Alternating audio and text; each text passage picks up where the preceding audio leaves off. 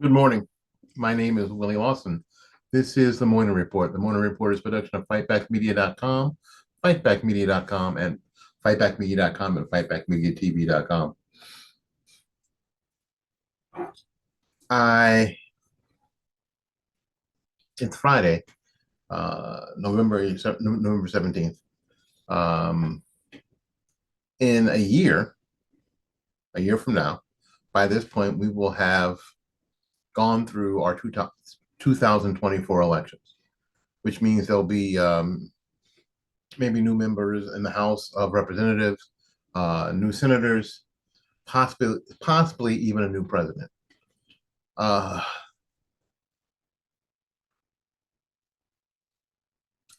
I want to take this morning to get your opinion on this concept. I'm primarily talking to um, conservatives and Republicans, people who are going to vote in the next election, people who are still going to vote in this election. Not everybody, not all of you will. Um, will this election be more than about Trump? And I know anytime that I mention Trump on this channel, um, my subscribers go down. Anytime I mention him, especially if I mention him in the light that I'm mentioning him in now, um, when politics for the past 8 years has very rarely revolved around anything of any real importance other than Trump. Trump, impeach Trump, don't impeach Trump when he's president, impeach him when he's not president. Um, Stormy Daniels, uh, Russian collusion. Is there a danger that even folks that supported um, President Trump in 2016 and 2020 are quite frankly trumped out? Is that a possibility? Is it a possibility that we are just trumped out? Can't Trump anymore? I am of the mind that the way that President Trump was treated by media when he was president was an abomination, something that had never been done before. Uh, just terrible. I'm also of the mind that there's some things that just weren't handled to my liking. COVID was one of those things. It just wasn't handled to my liking. And I think that we are going to reap some of the problem from that for a long time, maybe ever. And that's just being honest. I was listening to Clay and Buck uh, yesterday afternoon on the way to work, and it was Clay, I think, no, Buck, I believe. I think Clay's at the some festival, who mentioned that he thinks that overall in 2016 and 2020 that Trump was a good president, did a lot of good things, but not everything was good. And he mentioned the same thing that I thought of, the way that COVID was handled, the whole uh, debacle with Dr. Fauci, shutdowns, mask tyranny. I mean, and just on and on. Uh, the BLM riots, all this stuff. It was very much a mixed bag in a lot of ways. So does it really now? And this is an important program. I'm just trying to have a conversation here. Does it make a lot of sense to make politics going forward, seemingly going forward in life at every level about Donald Trump? When we start talking about local politics, um, it's not long before Donald Trump or somebody who says they were a supporter of Donald Donald Trump is injected into that situation. I frankly don't think it's good for the country. I think that it gets us off base. I think that it gets us in a place where we're not really talking about issues anymore. We're talking about how somebody feels about somebody else. And I think that that's problematical. Um, I do. Now, what do you think? Just write it down in the comments. Don't be afraid. Don't be afraid of offending me because, hell, I can always delete your comment. Let's just be real. I don't have to have it on the page. I can always reach on there and go, if it bothers me. So go ahead and take a shot. Go ahead and take your shot. Um, I've already said from this chair that I would probably support Ron DeSantis in the primaries here in Florida. But I've also said, just like Governor DeSantis, if somehow Donald Trump wins the GOP nomination, I would vote for him. Sure, I would. And I'll do exactly what I did last time in 2016. I'm not saying that I'm going to go out and campaign and knock on doors. I'm damn sure I ain't putting a bumper sticker on my car. I don't put a bumper sticker on my car for anybody. Um, but I'll vote for the guy. And I'll tell you, in 2016, in my house, there were 3 Republican votes. One for Ted Cruz and 2 for Marco Rubio. In the general election, there were 3 for Donald Trump. Because that's how we believe the game is played. Oh, it's definitely a game.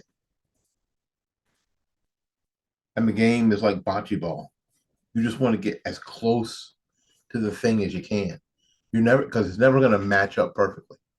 We understand that. It's never going to match up perfectly. You're never going to find the perfect candidate unless it's you. So you're just trying to get as close to it as you can. You throw the thing down there and then you throw your ball to get as close to y'all know what it's called, as you can. What's your hope? I'm between Hillary Clinton and Donald Trump to get as close as I could with Donald Trump. Between Joe Biden and Donald Trump to get Donald Trump was closer. Not perfect, but closer. But not so much in that I, at this point, for a third time, won't consider somebody else because I will. I will. In the primaries in 2020, I was looking at Ben Carson seriously because Ben Carson is freaking neurosurgeon, super smart, had run a large department at John Hopkins, so he had administrative experience. Yeah, hell yeah. Christian, thoughtful man. Yeah, certainly.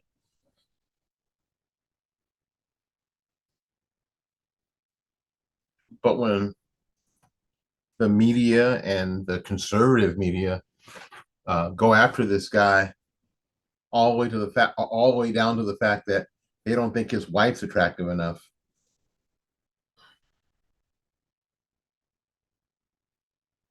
Terrible, terrible. I tell you what's funny though. I at that time I was still fairly involved in the local Republican Party, and at some of the meetings, some of the Ben Carson folks would show up, and they were the most excited bunch of people I'd ever seen. They were excited. They thought Ben Carson hung the moon. And if you know anything about Ben Carson's story, maybe he did. He's pretty damn amazing American. Pretty damn amazing American. But yeah, we got. And it happened how it happened. I'm not here to I'm not here this morning to re-legislate the 2020 election? Do I think that there was some shenanigans there in certain places? Yes. Do I can I tell you if it had any effect on the election? No, I don't have any idea. But the fact that we find out about these things sort of cast a shadow. And if you don't believe that even if some of these things that you find out don't cast a shadow, then you are, I don't know, you're as blind as some of the other folks. You don't have to believe that the entire 2000 Mules movie was a an inside documentary and every single aspect is true. You don't. But if any of it is close, if any of it is even close, there's a there's a shadow cast on the whole thing. Some of the COVID era laws, which is why I go back to um, making Donald Trump responsible. Some of these laws that happened in some of these districts with unattended, basically unattended election, drop boxes, just seemed like that was going to be rife with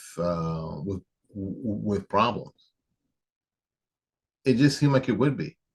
I mean, this whole idea that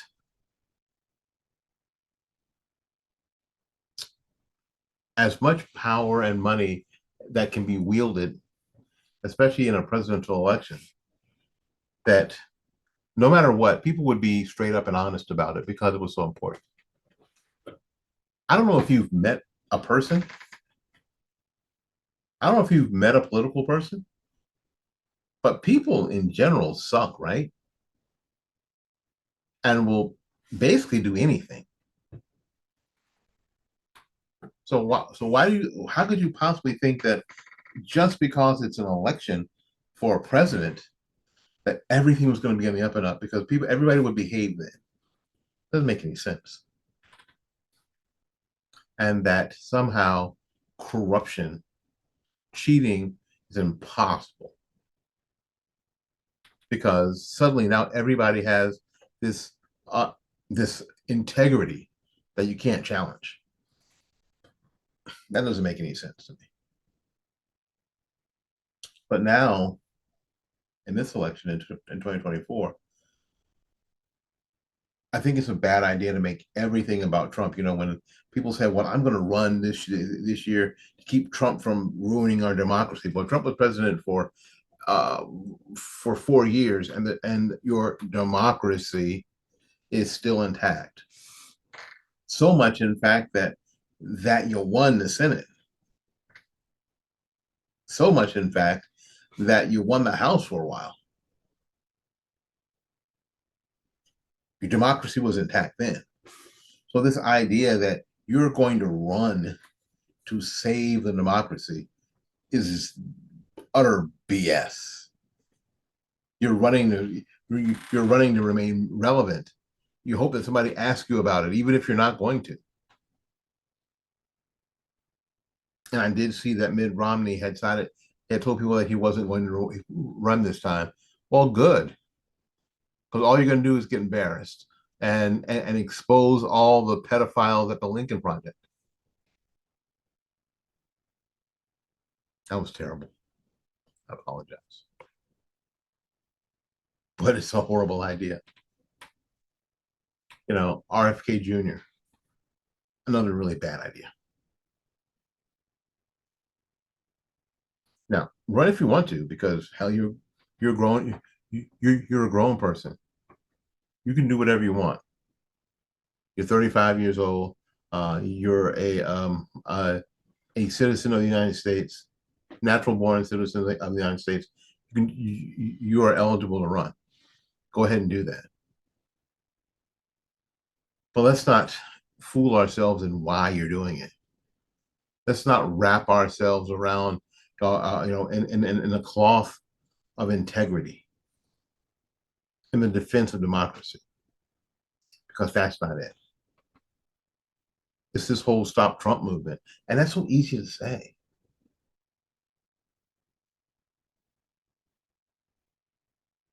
But if you're not running for something, I don't know if I want to vote for you. I don't even know if I want to hear you. I mean, if you're only like Chris Christie is really only voting against Trump or running against Trump, this whole campaign.